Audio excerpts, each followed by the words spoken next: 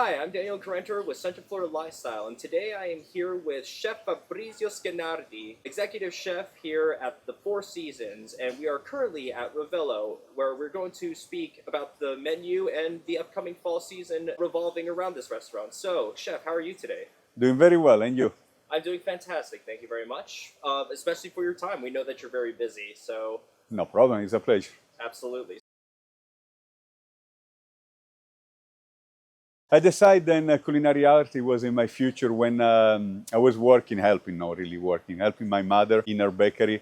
And then also when I spent some time with my brother, because he was working for a luxury restaurant hotel in Torino, in the city of Torino, back in the, I would say, early 80s, mid 80s. And I started to be interested on the job. And then I have people on my family, aunt, cousin. Then there are chefs. Some of them, they work in very well-known restaurants in Great Britain and in Italy. So I decided to start to cook, and I went to the cooking school in Torino. So what brought me to Orlando? Actually, is a very interesting story. I used to work in Tampa from 2004 to 2010. Then I moved to the Midwest for 3 years, and my family and I, we all miss Central Florida. I like Central Florida, I always like it. And obviously this opportunity came across us. And I was with Four Seasons, they say, okay, if you want to go down to Orlando, go ahead. So I decided to come to Orlando. We came to Orlando, obviously we like it, all three of us. And also my son, he was young when I was like, I mean, still very young, but he was 10, 11 years old. He told me and my wife, Mama, Papa, I do not want to leave Florida, Orlando, until I graduate from high school. So I'm like, okay. And we like it. I love this place. I love my job. The people that I work with there are great. So we decided to stay. And now it's almost 10 years.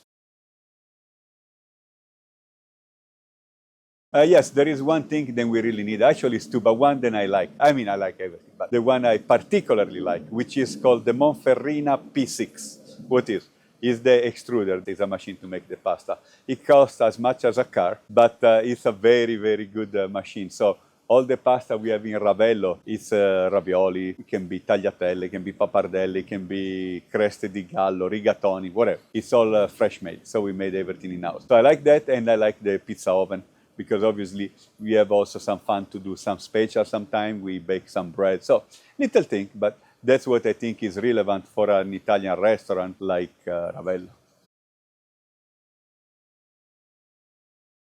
Yes, right now we have 3 or 4 things, then there are in the menu, then there are seasonal. We have the burrata with the tomato and asparagus, which obviously it's now.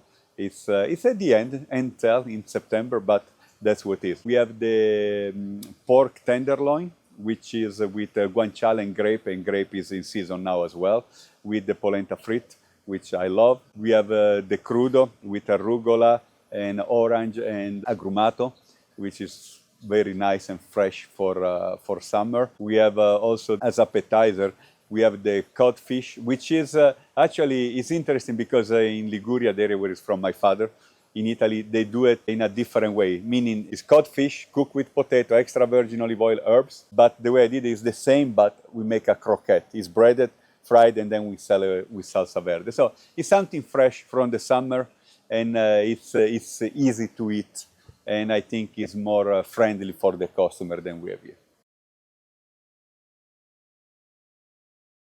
Obviously, the flavor, they are pretty bold, I would say, because it's an Italian restaurant. So I didn't want to say, like, people say, oh, it's modern Italian, it's northern Italian, it's southern Italian. I say, no, it's an Italian restaurant. Whatever is good and we like, we serve. So that's the philosophy behind the flavor and what is. Also, we have a few dishes like the ravioli, the Via ravioli with mushroom and truffle butter.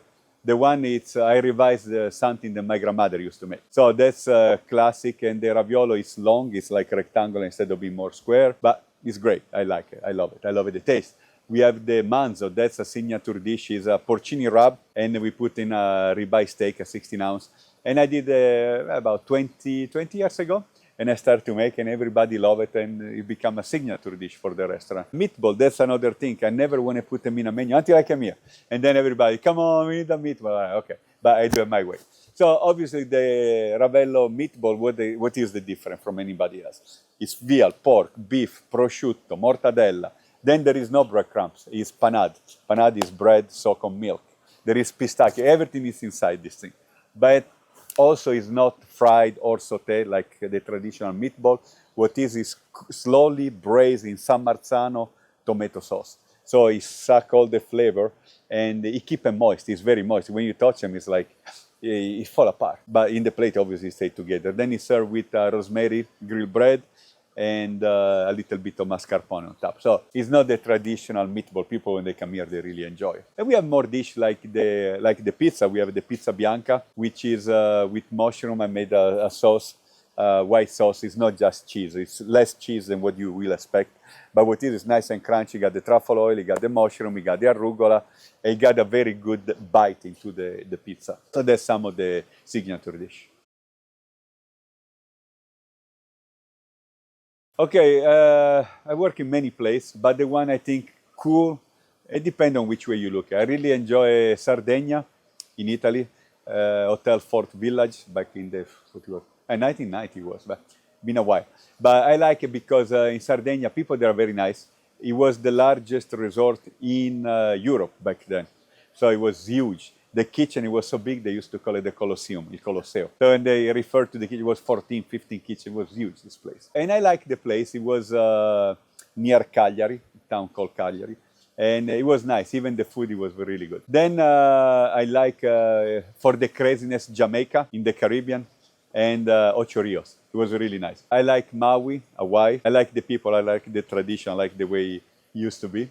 And I also like Montreux in Switzerland. So that's the place I would say I enjoy the most and there are different than the rest. Then I work in many cities in New York, in St. Louis, Los Angeles. But they are nice, but it wasn't something really special. You know, yeah, you have the big city, you have the hustle and bustle, but it wasn't the same. So Italian cuisine, obviously, I feel comfortable because I grew up with it. For me, it's the comfort zone. Let's put it that way. That's it. What I think I like the French the most because I spent many years working with French chefs. And some of them, there are really, really well-known chefs. Like, and now they are all retired because they are older. Like Tino Bugge was a great chef, Christian Delouvrier, George Mauro Talassiti. So it was a bunch of French chefs. Now they are all in, I would say, late 70, early 80. But what I like, it was their technique, their discipline, and the way also they lay out the kitchen. It was done right. And it wasn't like you need to guess anything. If you are disciplined enough to learn what you need to learn, it was easy to work there. And obviously now people, they will not understand that. So, but it was good. I think French is the one I like. I enjoy the most because you learn always something different. Even the others, they are very good, but they are not at the level of refinement. For me, it's one thing, and I'm always very excited, is game, wild game. Because I used to work when I started many years ago in near Torino. It is a town near Torino, and they have this restaurant, Ristorante dei Cacciatori. So it was all based on a game. And in September, October, it was the season. So we have wild boar, we have deer, you name it. And that's what I think is good because a lot of people, they forget how to work this meat. And I spent a good year just working with the meat. And I enjoy it. The only thing it was obviously the smell you have of the meat after you finish working. But you know what? It's worth it because a lot of people right now, they don't really know how to work it correctly. Like little things like wrap them on towel, soak on vinegar for 3-4 days to suck all these things away, how to cut them, how to cure them. So it's, I think it's very nice. I like grape a lot. Grape for me, it's a great ingredient to use in the fall. And I like cardoon. Cardoon for me is very good because I grew up with bagna cauda, which is something we do in the fall in Italy. And this is the one that I'm the most excited about.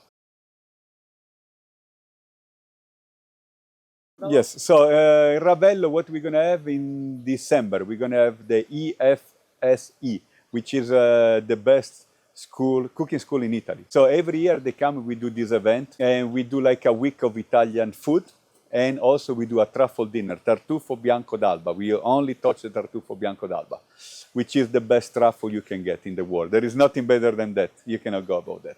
Last year, actually, only on truffle for one dinner, we spent, I think it was around $18,000. Yeah. So it was 120 people, the dinner. We closed all Ravello, and everybody was sitting in Ravello. It was nice. So it's a lot of money, but it was so good, the truffle. It was like nice, beautiful. So that's something that I'm very proud, because obviously the general manager of the school, he was my teacher. So we know each other for 30, almost 40 years, let's say. Wow. So it's good. And he bring his chef, he bring always Michelin star chef or very well-known chef. He brings some people from his school, sommelier. So it's very good. And it's also good because we connect with the local people. We connect also with the waiter and the cook, because what they do like cooking class, cooking demonstration. They're talking about typical product from Piemonte, the area where they are from, and from Italy. So it's a great event. I think that's the biggest one that we have here. And then right now we are actually under magical dining. We are doing the magical dining. I think it's very good, because people, they have a chance to try Ravello, and it's a very good deal.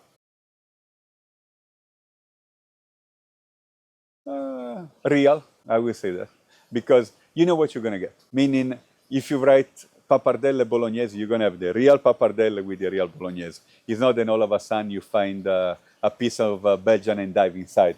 You know, sometimes it happens. People, unfortunately, and I think the older I get, the less patience I have about that. If a classic Chinese, Italian, Russian, American restaurant, if you say that's what you are, don't play with the classic thing. Stay real to what is. That's, for me, is very important, because there is nothing worse than misinform the customer.